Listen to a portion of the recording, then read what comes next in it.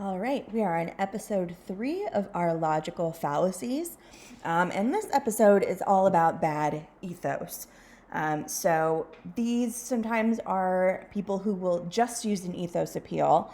So we talked about how sometimes the purest form of, let's say, pathos or ethos ends up being a fallacy because it's just not a good argument. You can't influence somebody by just being purely emotional. There needs to be a backbone of logic, etc. So with ethos, it ends up either being an authority figure that is not credible or an authority figure who is putting due importance on the person who's credible to the point where there's not actually enough logic to support it. We're also going to talk about the mean ones. That's going to be in the next episode. All right, so bad ethos. At its very core, one of those basic ones is appeal to authority. So just having an authority figure as the means of persuasion. So something like this. I love looking at old ads and seeing the things that were okay that completely are not anymore, like how cocaine was just in everything, and heroin. Actually, so many drugs were in products. It's unreal. So you see a lot of these old cigarette ads where the doctor is there. The doctor's the ultimate authority. We talked about that when we discussed rhetorical strategies. That white coat does wonders. And so there's not a whole lot of explanation of why it's okay. All you're looking at is the doctor, and we trust the doctor. And if the doctor says it's a fine, we're not really going to dive much deeper than that. So this can also come off as omniscience. So whenever you see or hear somebody saying like, "Oh well, this is what's going to happen. I know that this is what's going to happen," or "I told you so," somehow being this keeper of information that they do not necessarily have. Unfortunately, this is something that we see in politics a lot. We're seeing it with the schools reopening of like, "Oh no, there's no problem with this. We know that nothing is going to happen to these kids." And so obviously many of you guys have chosen arguments surrounding going back to COVID and going back to school for your project. And there's just so many large statements spoken by people who lack that information. And they're saying, but no, we know we have somehow this magical info that's gone into our brains. Appeal to age. I think most of our class is made of people who are younger, and we've all suffered at the hand of this before. So trusting somebody or some idea because it's older and therefore wiser. And so this is where there's a lack of trust with people who are younger, wanting somebody who's older in a position because there's this assumption that if somebody's older, they're wiser, which is definitely not the truth. And so we saw this a lot last year when Greta Thunberg was all over the news, and she, of course, is the environmentalist and activist. And she, at the time, I don't know how old she is now, but she was 15, 16 when she manned a ship or a sailboat, took a sailboat to the U.S. To speak at a conference instead of airfare. And so everybody looked at her like, oh, she's just a child. She doesn't understand what she's doing. And a lot of people, including Trump, blamed her parents of like, oh, you've just put these ideas in her head. So it was just because of her age that her positions were devalued. If she was a 26-year-old or 36-year-old, she would have been taken much more seriously. Even more so if she was like 56. Argumentum ad populum, translate to argument of the people. This is the if everybody jumps off a cliff, would too kind of argument. That if everybody's doing it, there must be some validity to it. And I for sure fall into this a lot. I think I mentioned how I fall into logical fallacies with restaurants before. If there's not a lot of Yelp reviews, I will assume that place is not good. Of course, that's not logical. There could be a number of reasons that there's not a lot of Yelp reviews. Or if I pass by a restaurant and nobody's eating in it, it could just be because that food is like too niche and people aren't into it or they just don't know about it yet. But my brain translates it to, oh, we shouldn't eat there. There must be some reason, which is not logical at all. So the main way we use this is bandwagoning. Everyone's doing it. Every time that Trump talks about his ratings, obviously, this was more of an issue with when the coronavirus briefings were more frequent. I know they just picked up recently, but a lot of people made fun of this tweet. So I'll just read part of it. Since reviving the daily White House briefing, Mr. Trump and his coronavirus updates have attracted an average audience of 8.5 million on cable news, roughly the viewership of the season finale of The Bachelor. And so use that as, use his ratings as reasoning for why he was so popular, or why his ideas were good, or how he was doing well, managing the coronavirus crisis well. When in fact, a lot of those people tuned in because they were an absolute circus. Not everybody, but... Patriotic appeal. I actually meant to update this and I didn't, but patriotic appeal is the same sort of thing, except using more of this ideology of patriotism, nationalism, to show that somebody's correct because this idea or this thing is patriotic. Those who disagree are unpatriotic. A simple example would be voting. People say, oh, that's your patriotic duty. If you're a real American, you vote. And I mean, I tend to lean towards, yes, if you're a citizen, you should vote. However, like, it's like the either or fallacy that we talked about on Tuesday. Yeah, there's actually, like, that's just divided. You could say that there's a lot of other reasons why you don't vote, not just because you're not patriotic. And even the phrase, like, real Americans buy American, which is the same as the phrase real women have curves, which really annoys me, because that implies, like, what? So if you aren't curvy, you are not a real woman. What does real woman mean? So there's this kind of implicit shaming that happens with a patriotic appeal or a phrase like that, anything that uses the term real. We're seeing the word patriotic used a lot lately when discussing protesters versus people who are anti-protest, and how the word patriotic is going to be co-opted by those who are against the protest to say that the protesters' behavior is not patriotic and they are the true patriots. And there have been a lot of people saying, no, actually, the protesters are patriotic. So it's very interesting to see this in action because it is so emotionally loaded. And this taps into our desire to fit in. We are tribal creatures. We want to be accepted by others. We want to have a stake in membership in some sort of society. We like labels. We like labeling ourselves because there's a sense of belongingness. And patriotism is one of the largest labels you can have of, like, I'm not just a part of this country, I'm, like, really into this country. So one to look out for. I have a feeling that this is going to come up in several of your projects. Appeal to tradition is kind of similar to appeal to age.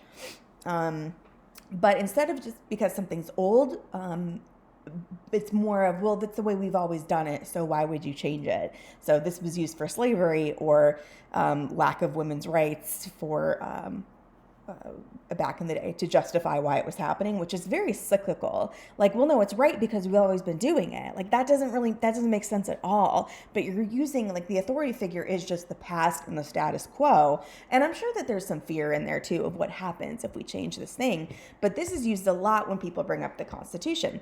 And it's problematic because the Constitution was intentionally written pretty vaguely, and many of the founding fathers assumed that we would add things and change them around. The language is even within sentences is really vague. And so when we just stick to a conversation like, oh, well, this is constitutional, what does that even mean? We've changed the Constitution in the past. Like, what's the threshold for change? And I know that I just opened up an entire can of worms with that conversation. You can, I guess, don't at me with that, or you can at me. I'm happy to talk about that further.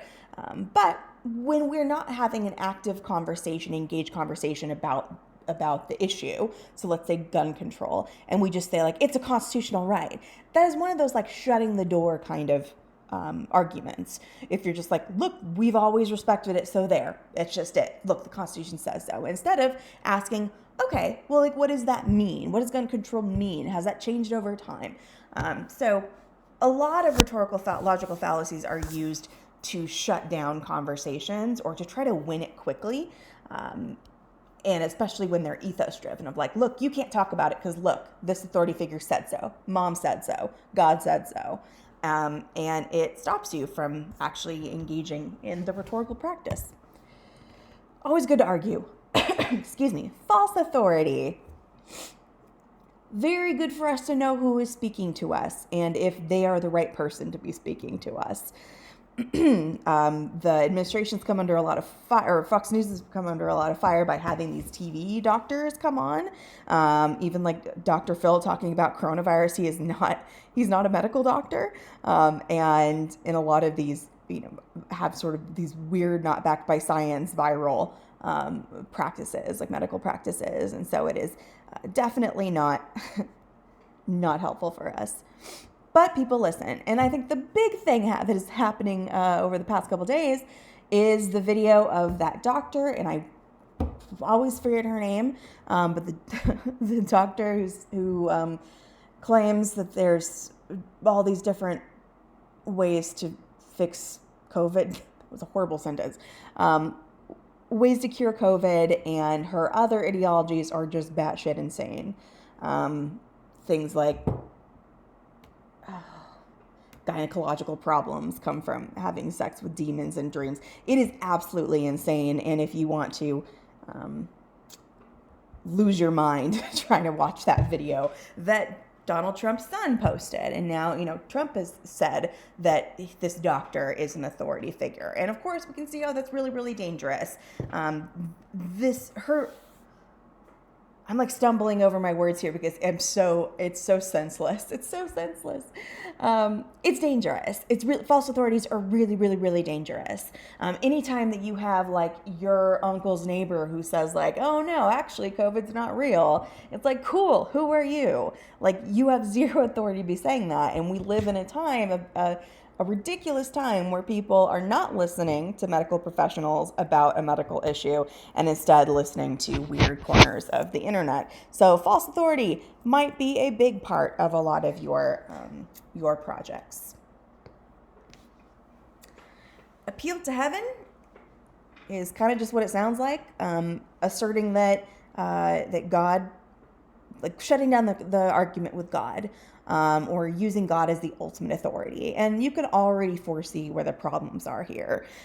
If you're within, let's say, a religious setting and you're speaking to a believer in the same way, then I guess you could use appeals to heaven. However, it is shutting down that conversation. It's like in our rhetorical appeals lecture, where I mentioned the line that a lot of my students end up using or have been used on them when they're broken up with at Biola, the Christian school, of, well, God just really put it on my heart that we should break up. That's an appeal to heaven. That's not a good, maybe that's true. However, you're halting a conversation that would be more respectful to have of, look, here's why our relationship isn't working. And so it can be super dangerous. Even when it's used within conversion, it's not the way to argue. I hate seeing these signs like the Westboro Baptist kind of evangelizing. There's no logical argument there. Of course, this is also an appeal to fear. But I've really been enjoying seeing what churches are doing during these quarantines, because many churches are defying stay-at-home orders, and they are gathering in churches, and of course, people are getting sick and people are dying. I found that, or somebody shared this with me. A lot of churches are very erroneously trying to use Christ's sacrifice as a excuse for why you're going to be okay. And there's been videos of people driving into churches saying like, oh no, I'm washed by the blood of Jesus. I'm not going to get sick. I am protected by Jesus. And I'm not going to like debunk that, but I think we just know how medicine works and how nature works, regardless of how you're armed spiritually. So it ends up getting kind of squishy. And this is why we really need to avoid the words right and wrong in any kind of conversation. That does not mean that we omit things like correct or incorrect. They have very different meanings. Right and wrong imply a moral statement. And we live in a culturally relativistic world.